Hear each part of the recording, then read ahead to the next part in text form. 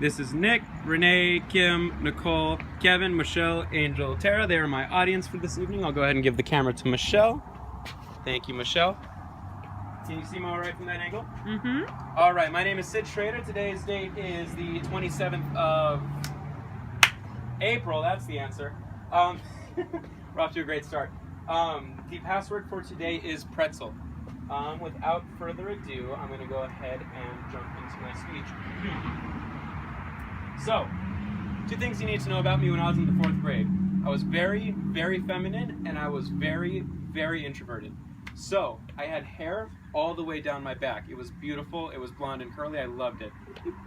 I also, for some reason, would get a ton of those temporary tattoos, and I would stick them all over my arms, but I would only do if it was a flower, because I loved flowers. I thought they looked amazing. I thought I looked amazing. It was great.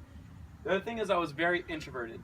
So a lot of kids would be like, hey Sid, do you want to come play tetherball, or do you want to come play Foursquare? And I would say, no, because I didn't want to play with other kids. I would rather go out into the field and make up my own game for some reason. And I enjoyed it. I loved it. I didn't like talking to people. So you get an idea of how popular I was in the 4th grade. I wasn't the most popular kid, and for some reason there was this kid who decided to pick on me. So in the morning he would come up, I'd be holding a soccer ball, because I had this soccer ball I would carry around everywhere, and he'd knock it out of my hand and say, hey punk, and I was like, oh man, jeez. And so during school I'd be in the boys' bathroom. This one was a classic. He'd see me in the boys' bathroom, he'd be like, get out of here, you're a girl, and I was like, I'm not, but alright. And then after school it was kind of the same thing, he'd kick me or call me mean names. He was just in general a jerk, right? And so here I was in the 4th grade. I had encountered my first bully, and I didn't know what to do about it. So I was a very patient child. I waited about 3 months or so, just kind of taking it. I was quiet about it. I figured he would just leave me alone after a while, but he didn't. And so I finally got sick and tired of it, and I went to my older brother. Now, my older brother is a much more aggressive child than me, and he was in the 8th grade at the time, and I thought he was the pinnacle of all wisdom. So I came up to him and I said, Brandon, I have a problem. There's this kid at school, and he's kind of picking on me. I don't know what to do. And he said, Sid, listen, you need to stand up for yourself. You need to confront this kid, because that's how you get by in life. And I said, you're right. So the next day, this kid comes up, knocks my soccer ball out of my hand at the playground, and I was like, you know what? I've had enough of this. And I punched the kid. Now, it was like your classic 4th grade brawl. We got surrounded by people who were like, fight, fight, chanting for us, and, we were punching and kicking each other.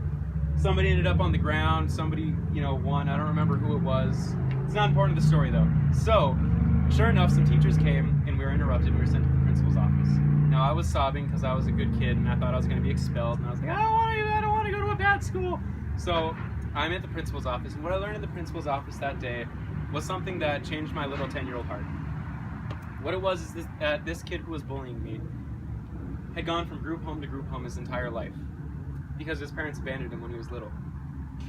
He moved from school to school almost every year because he just kept moving group homes. He never found any friends. And I started to realize that while I was on the playground alone because I chose to be, he was on the playground alone without choosing to be.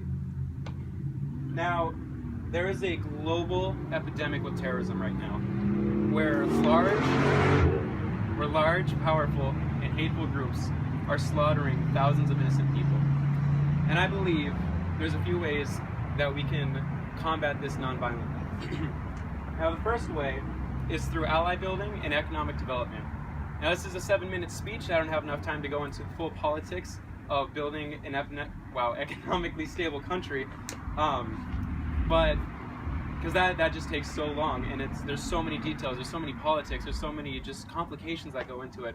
What I do know is that if we were to invest in third world countries in the long run, what would happen is that they could build industry within their country. They could give their people jobs. So instead of going out and joining a terrorist organization, they would have a job and they would have a family that they could support. And that country, with that industry, could start trading with the countries around it, and they could become part of the global market. And once you're part of the global market, it's hard to be ostracized from the community. It's hard to declare war. It's hard to do all that kind of stuff.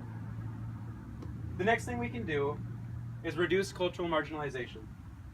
Now, I'm sure a lot of you guys have heard this before lately in the news. And what we've learned recently with Britain and with France is that when we ostracize a small community, such as the Islamic community, it breeds hatred and it breeds terrorism. Now, what we've done as a world, without even realizing with the freedom of press, is that we've ostracized countries as wholes.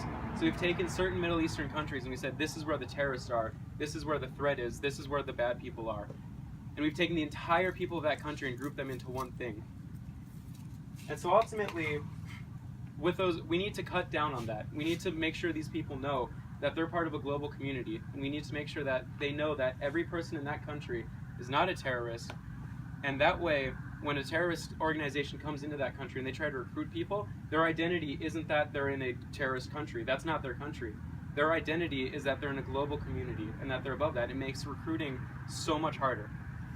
Now, the final thing we can do, and the most important thing we can do, is pro-conflict and training. The biggest building block for terrorist activity is people who feel that they're oppressed, feel that they have problems that they're facing, but they can't voice these problems.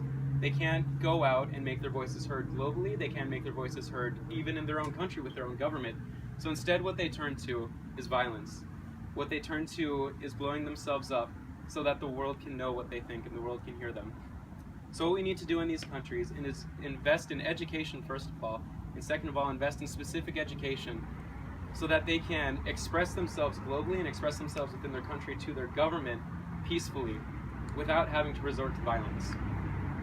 Now, I learned something that day in the 4th grade with that kid, and the weirdest thing happened. We actually became friends. It didn't happen over one day, it didn't even happen that year, it happened over many years and over a long period of time. We started to realize that we weren't that different. We became friends. We realized that being weirdos together is so much better than being weirdos separately. Now what I would implore for all of you guys is to pursue peace, peaceful means to end violent conflicts in your lives and in your politics. Thank you.